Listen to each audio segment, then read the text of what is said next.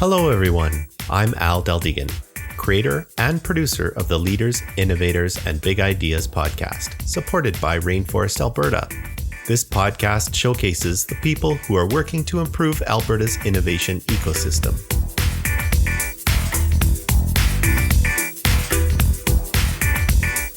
I hope you enjoy this informative episode where I chat with Gordon Sheppard about the anatomy of a win.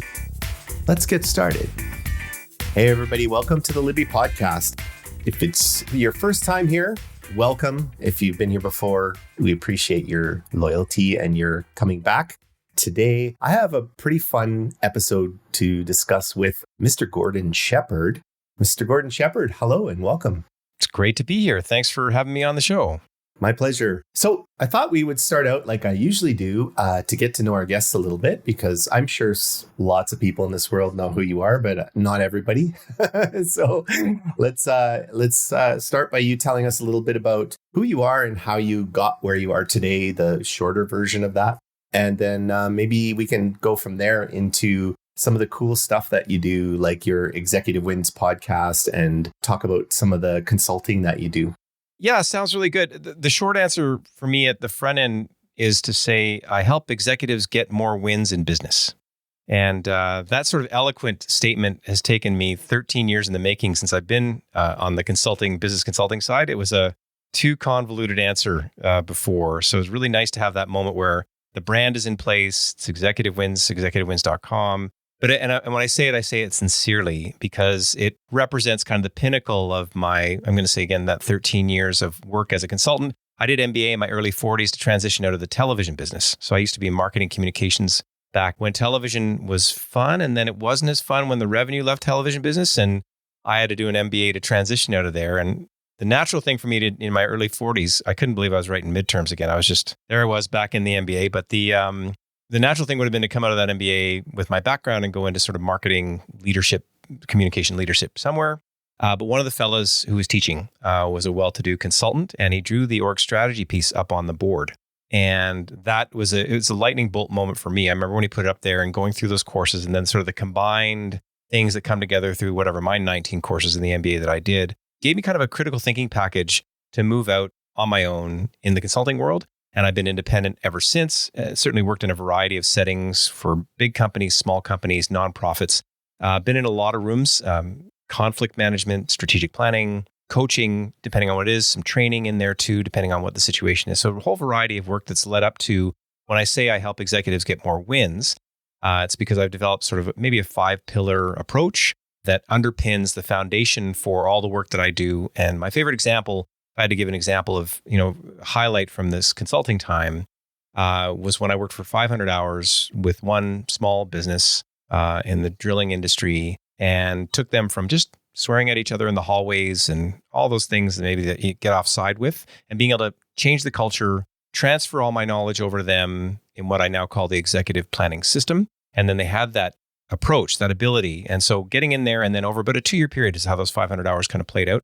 And then at the end, seeing the son who'd got me in the door to deal with grumpy dad, to watch him deliver the strategic plan at the end was super satisfying. And that would be sort of a real, if I had to put a bow on the type of engagement that I love to do, it's that very thing of making a big impact, bringing all the tools that I can to help manage a variety of conversations, be encouraging to leaders, but also I've been described as assertively kind. So if I'm in the room, we're moving fast because we've got to get through issues because something's wrong, and we got to make sure we get there as quickly as we can. So when it leads then to that, I get wins for people. That's sort of one of the long ways I get wins. But now with sort of the Executive Wins podcast and the way I approach, if I'm talking to somebody for 15 minutes, I can make an impact because of the ability to bring a structured approach to the conversation, which I look forward to chatting with you as well. Oh, that's great. One of the things that was popping into my head was you're very polished. You've been doing this for a long time now. You have your elevator pitch just perfect. But that's not how life goes, right? So in that 13 years to get here, I imagine you've had some pretty interesting rodeo rides. I'm curious, the one that popped into my head right away and I wanted to ask you about was, have you ever gone into an organization to help them fix everything and then it turns out they're actually doing a really good job and you're actually having to find things to fix? Or is that just completely not possible? I hear where you're going with that. I haven't had that experience myself. Generally, there's something going on. Like, and it's not that I haven't dealt with some high level, if I'm only in for a day or two to do strategic planning facilitation, that would be, the relatable piece that I would hear in there. Generally, there's dysfunction at the leadership level to some degree. And I say they either are missing technical skills, they're often missing emotional control or leadership management training type skills that I can help them to fill in pretty quickly. But that's funny. And it's funny, it hasn't all been sunshine and roses. So the warts include, one of my big lessons was being in working with a 50-50 co-owner situation where they were quite dysfunctional and burning down an $8 million a year, the little business they'd worked hard to get up in the home service area. And one of the guys was an addict. Oh. And I thought I could help him. And that was a mistake over that engagement because I couldn't change his behavior. I have an ongoing conversation with my mother-in-law. She's 81 years old, beautiful, wonderful woman, retired therapist, and still gets to Mexico and she gets around. She's great. But she'll say, hey, Gord, people are ready to change when they're ready to change. And I'll say, that's great, Donna. If the company's burning to the ground and their cash flow is brutal and they're about to go out of business, how can I intervene to help them get on track, stay alive, maybe get to that next moment where they can get in the fight?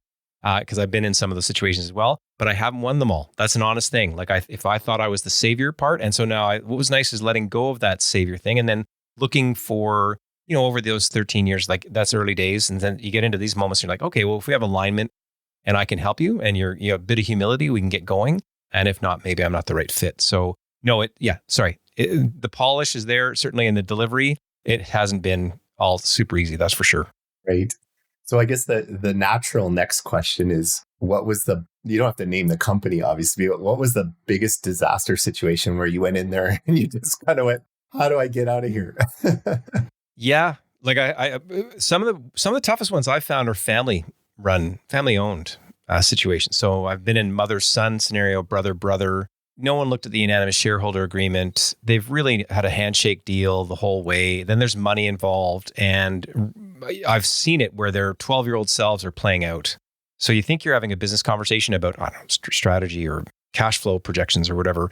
And in the meantime, they're really playing something out that just simply hasn't been resolved. And so those are the ones where I have to recognize faster now in the situation. Go, well, you know what? You need therapy more than you need me to do some backwards help. And maybe that's what's going to help you save your situation as you kind of go forward. So, and it's funny, there's no difference in my world between for-profit and not-for-profit. It's just leadership in organizations.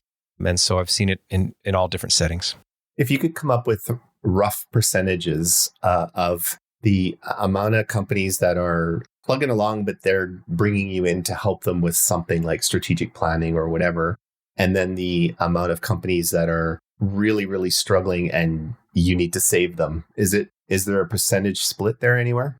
Yeah, I again, having met different people from different sets of the spectrum, that moment where you get that call and it's late in the game and CRA's breathing down their neck, there's something to save, and I have to bring in a cohort of accounting and HR to try and, bridge them through a time because they've simply gotten into that disaster position. Usually there's a ton of ego involved there. They're in that entrepreneur trap of being in love with their thing.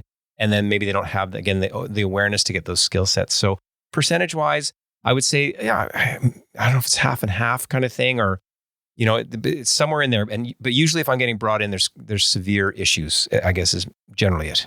Okay. And then I think you addressed this, but I apologize because I missed it. But yeah, what sort of sizes of organizations are you typically working with? It's funny. I've had a variety. So I worked with $1 billion company and their commercial team, helping them on an innovation scenario. I've worked with some small nonprofits, helping their little boards. I actually volunteer if I can. I've been in Rotary, and any nonprofit that can't afford it, I'll drop in for 3 hours, and at least my piece of the pie there can move them faster and help them have those conversations.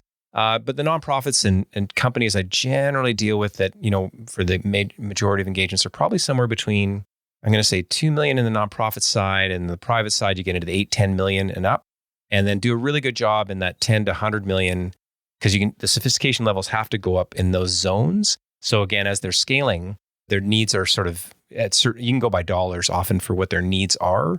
And I can plug in quite well to those ones as well. Oh, that's fantastic. I guess my next line of questioning is this, I'm making this up as I go along in case you can't tell.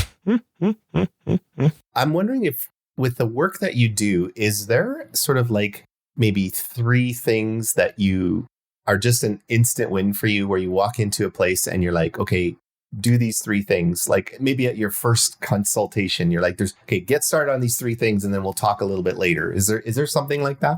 If we could make this an 8-hour podcast, I would introduce you to that thing I call the executive planning system, because it's a 650-page prompt document. Wow. That is the culmination of all of my work. Okay. And I don't mean to, it's just one of those things that I did it for one company and I've done it for another and I've done it for another. What I'm trying to do there, if I can describe it, if a company has 5 basic areas, and in the success literature, when you read the business literature, everyone's got their sort of main things. I'll call mine what I call the anatomy of a win, or again, the executive planning system. I'm always looking for what is the strategy, the work plan, the people, the operations, and results. And if I can know that the leader has a feel, in the C-suite level or at the ownership level, if I know that they know those areas and they've got a handle on them, that's good. Most don't. They're usually good at a technical thing. They're good at inventing something. They're good at producing something, and they're good at sales. They've had some luck at sales or whatever that is. They may not have a system. So if I can get in there and start with this document, it's not to give it to them all in one day. It's not possible. It takes about a year probably to make sure that the senior leadership team has every aspect covered. To me, it's a big checklist that you want to make sure you're bulletproofing the entire organization. But where do I start in? And it's funny because I used to think strategic planning and vision and mission values were the most important things. I actually started roles and responsibilities. Mm-hmm. And one of the experiences I had was a VP of 180 people in a institution setting. I said, I've been interviewing some of your people at different levels of the organization, and some of them are doing this and this. And he's like, what? What do you mean they're doing this and this? And he just, had lost the plot there for a bit. He was off in his orbit doing his thing. And then he had to go back in and do some alignment work around, making sure that they were back on track. And so I was starting at roles and responsibilities and structure. So if I had a whiteboard behind me right now, that's what I would put up. I would say, what do you do in a day? And it's not the job descriptions that get put out by HR or whatever. It really is like what's actually going on around here, mm-hmm. and what are people doing with their time. And so often, again, when you talk about this organization, we're talking about scaling. So suddenly you're up 8, 10, 20 employees. And that's when the leaders start to lose the grip on, being aware of what everyone's doing. And then of course, in the hundreds and more, it's a bigger can of fish. But that's roles and responsibilities typically, like what's going on around here. And then what's the structure? And then what's the structure today? And what do you need the structure to be in a year? And that immediately brings up all of the issues, whether we're drawing the dotted lines or the solid lines, whether it's a flat organization or whatever that looks like. And it really elicits a strong early conversation for who does what. Mm-hmm. And if we can get the who does what part figured out, then it depends on where the work is needed at that point. Then I'm moving over to strategy at that point to say, well, what's in your strategy? Do you have the pre-strategy? The other thing that happens with strategic planning typically is people are like, let's start at vision, mission, values. I'm like, have you done the analysis of your marketplace lately to actually understand what's happening in the marketplace, to be able to know that when you walk into a strategic planning session, are the right people in the room? Or are you just going to waste your time in terms of, just doing what you know? So I'm going to say roles and responsibilities, structure, that's a typical one. And if we can get a real handle on that, and then we know where we're going with that, then we get into the strat planning area. And then it kind of opens up for me, depending on what came out of that learning, to say, well, where are the needs? And if the needs are at the senior leadership level where they are not good managers or people, we can sort of jump in there. If it's process issues, I can jump into certain ones. And then I have this 650-page document. Again, it's broken up in the operations section. I'm not like an IT guy or an HR person or whatever, but I often bridge between the senior leadership team and those people. So I've seen this often where a marketing person or a web person is in the office of the owner, and the owner's being asked to spend money in the $10,000, $20,000, $50,000 range or whatever it is, but they don't know what they're buying and they can't read the proposal. Mm-hmm. And they don't have a full plan for all of those dollars. So it gets done piecemeal. What I'm there is trying to stitch it all together so that everything is prioritized and moving in the right direction. And so by having this major thing, I want to make sure that everyone is successful in the situation is the idea. So roles and responsibilities, structure, into strategy, and then it just depends on which rabbit hole we need to go down. And then I hit the brakes. I don't do HR work, I don't do dismissals and these things, but I certainly work alongside those people to know that, and I need to know that the leaders know. And then if I can transfer all my knowledge and that whole document over to somebody, put a bow on it and say, thank you so much, see you later. And that's my hope, is to transfer the knowledge and then they can function on their own. Yeah, well, hopefully then call you back in the future to take them to the next level. Yeah, well, and it just depends on what the needs are. Again, this knowledge transfer thing is, for me, the underbelly of this, and I don't mean to sound polished, I've spent a lot of time trying to get down to these one sentence things, is I just want to empower the leaders so they can empower themselves and really optimize their entire organization. That's literally, and it wasn't that articulate 2 years ago, 3 years ago, but that's why I do what I do. And with the organization optimization in mind, then the heavy lifting can be done. We can get through any difficult conversation because we know that for the good of the organization, and if the organization thrives, we're in good shape. And it does flow through to customers and community, hopefully at the end of most organizations, if that's what they're looking for. Nice. When you're digging in and figuring all this stuff out with the organization, have you in the past been able to see the solution, or do you more or less stay out of that zone and help them figure out what the solution is on their own? I would call myself the options guy. So when the driller looks at me and says, he's been in it for 33 years. God, it was so fun to watch him. So genius. He'd get that 1,200 page proposal on his desk and he'd look at it. He'd go $19,000 a meter. And I was like, what do you mean? Like, how do you know that when you're putting a pipe through a ground or whatever? I'm like, that's incredible. So I've worked with these incredible people who they're very good at their thing, but they don't necessarily have the rounded out knowledge again around management process and all those things as well. So yeah. Nice. Okay. Now I want to talk a little bit about your podcast. Yeah. So your podcast is called Executive Wins, and you've been doing it for a while. Can you tell us why you started a podcast in the first place? And then maybe kind of, has it evolved, or has it been kind of from day one the same thing? Yeah. So the Executive Wins podcast it features senior leaders sharing their biggest wins in business so that other leaders can learn from them. That's the premise of it. And I just before we got on here, I told you a little story. I'm going to tell it here for the folks that are listening. Episode 2 is a woman named Karen Unland. She's the co-founder of Taproot Publishing in Edmonton. And she talked about the fact that with her remote work team, she does wellness check-ins at the beginning of every meeting. And that's a way to keep those people lit up and deal with the workforce in kind of the right way. And someone else then I was at a coffee with the other day, a senior leader, said, I got through half of episode 2, and guess what? I took that best practice and I'm applying that now in my business. So this possibility, again, to empower somebody through the podcast is certainly a huge intention for doing that. The other thing I wanted to do, certainly under the Executive Wins brand, was change who I know. And so the podcast is an honest, selfish thing to meet cool people. So I'm meeting senior leaders, CEOs, VPs, and they're open because there's something about the nature when you say, and maybe I'll just do it with you just to demonstrate the podcast itself. Because you say, what's the structure of the podcast? If I had you on the podcast, I would say, hey, Al, what you had to describe your biggest win in business in the last couple of years, what would it be and how would you describe it? Interesting.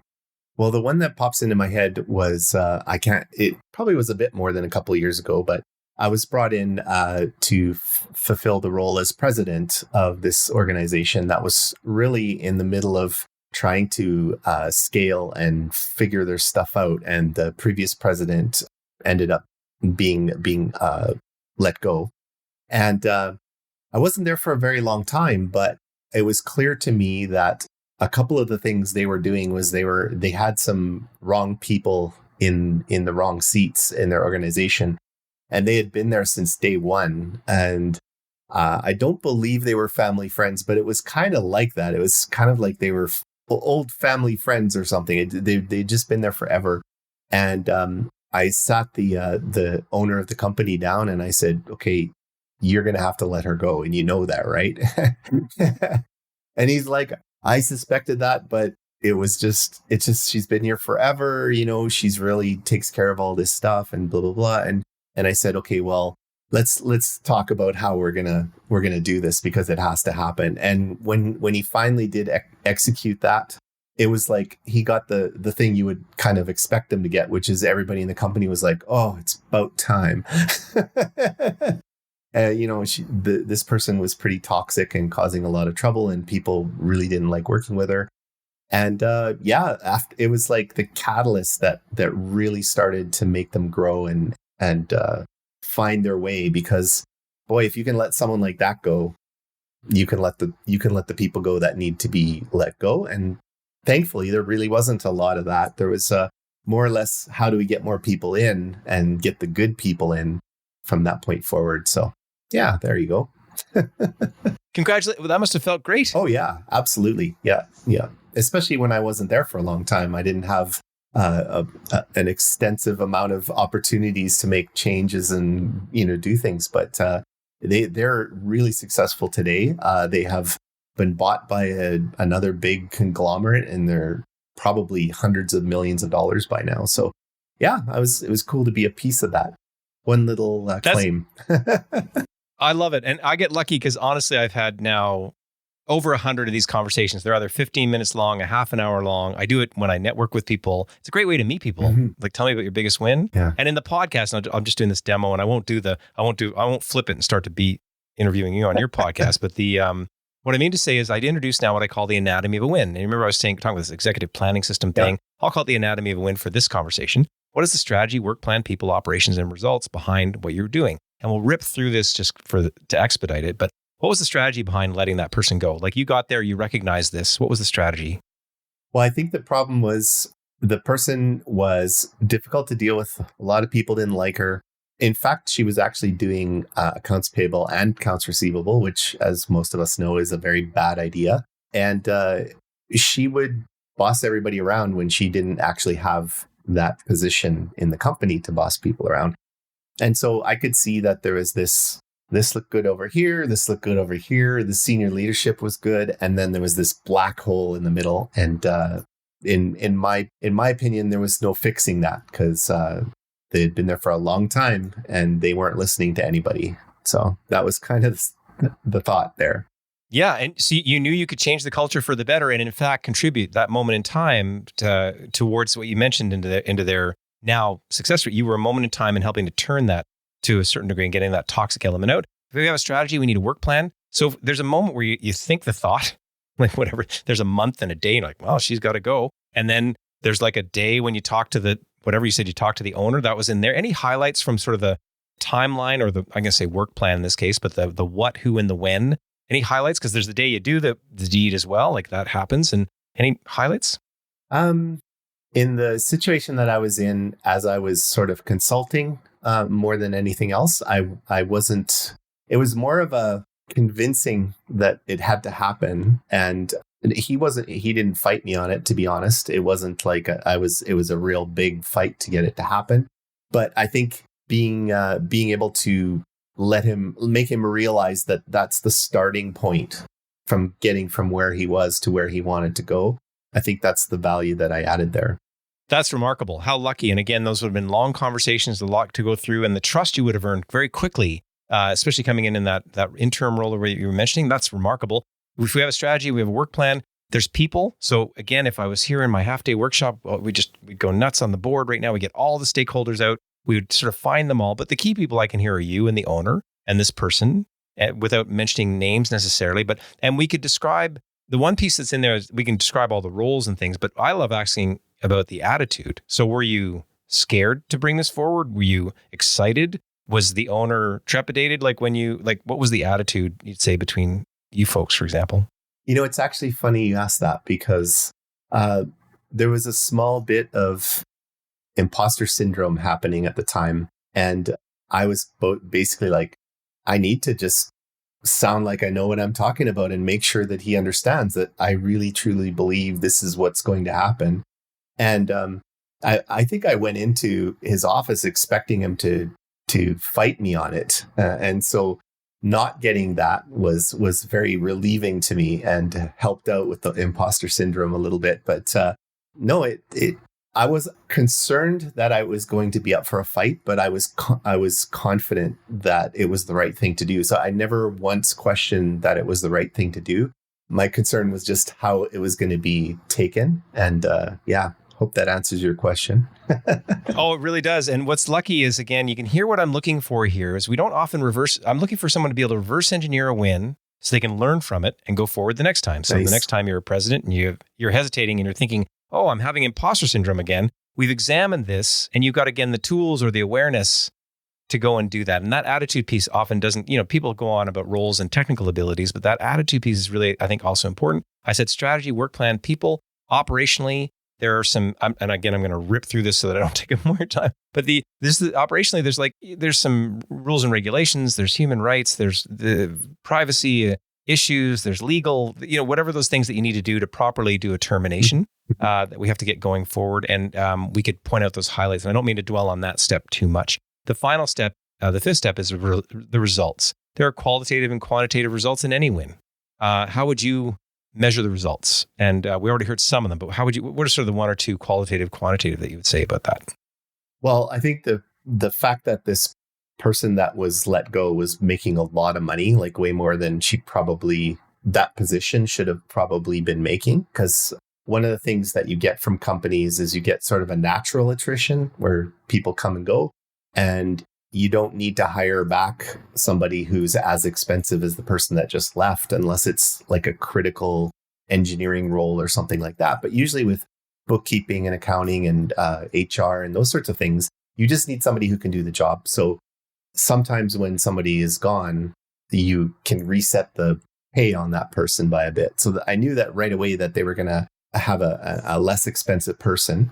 The morale of the company would go up tremendously after the person was gone. And then I think that removing that roadblock and giving them that opportunity to just feel free to move forward now without having the resistance there would have been, it's a bit more of a subjective win, but that's pretty obvious that was going to be a catalyst for them it also gave them a catalyst because they were trying really, really hard to grow and expand and become more efficient and all that stuff. And they were constantly spinning around trying to get that done.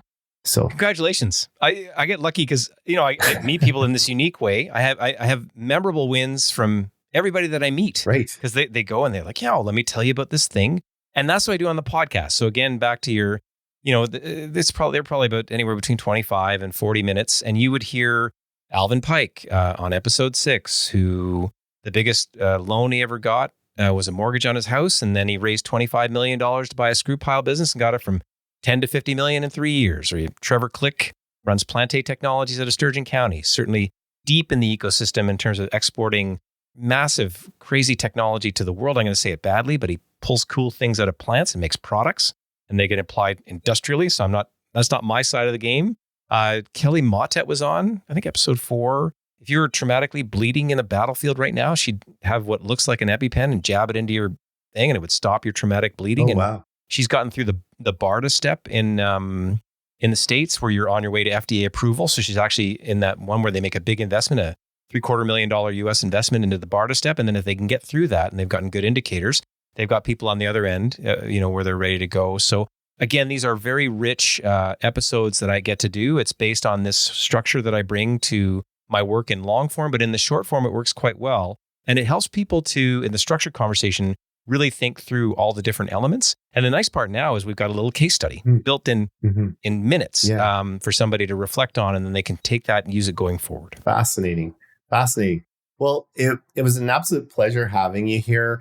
And I think that it's pretty obvious to me that I'm going to be going to listen to your podcast, and I'm hoping that a lot of the listeners also check it out. Is it where everyone finds their podcasts, or? Yeah, Executive Wins podcast. You can catch it on Apple, Spotify. That seems to be where most of the listeners are. It's on YouTube if you want to watch. So it's got the video component to it as well. So the Executive Wins YouTube channel. Okay. And of course, executivewins.com. Click on podcast there. You catch the show notes there. That might be the thing if people are looking for transcripts and show notes. Absolutely. Typical, it's there as well. Excellent. Well, thank you, Gordon. It was a pleasure having you today. We'll have all those links and a link to your LinkedIn as well in the show notes so that people can contact you. Maybe they want to hire you to do some strategic planning or help them with their business. It's been fun. It's been fun around the ecosystem to run into different folks and those scaling businesses and see the needs that are there. And it's been nice to fill some of those in. So yeah, and a real pleasure being on here. Thanks for your time. Excellent. All right, everyone. We'll see you next week on the Leaders, Innovators, and Big Ideas podcast. Cheers. If you haven't already, visit rainforestab.ca and sign the Rainforest Social Contract. Become part of the inclusive, silo-busting, sector-agnostic, all-industry, open-sourced, ego-shrinking, ecosystem-building, entrepreneur-focused, wide-open social barrier-smashing community known as Rainforest Alberta. This episode is brought to you by New Idea Machine, a unique blend of a tech incubator and a software development powerhouse. We're not just building software, we're crafting the next generation of homegrown tech wizards. Got a project in mind or looking to hire fresh talent? Reach out and let's make tech magic happen. Visit newideamachine.com for more info. Music for the show was created by Tony Degan. Please be sure to share this episode with everyone you know. Also, don't forget to come by and say hi at the next Rainforest event. Let us know what you think of this podcast. If you're interested in being either a host, sponsor, or a guest of the show, send me an email at rainforestpodcast@gmail.com. Thanks for listening.